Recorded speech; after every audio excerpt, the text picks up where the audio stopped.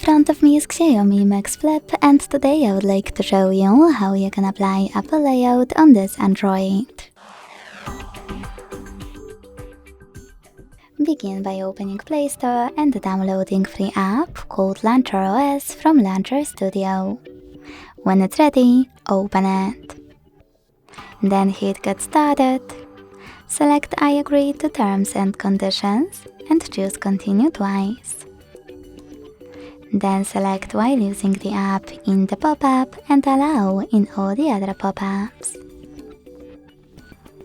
Then close and add. Click Set as Default at the top and choose Launcher Pro to apply it. As you can see after that, my launcher was successfully applied. If you wish to go back to your default one, you can always do that by going back to the same launcher app, closing and add, hitting Set as Default and choosing System Launcher. Thanks so much for watching. If you enjoyed this video, leave a like, comment and subscribe. Bye!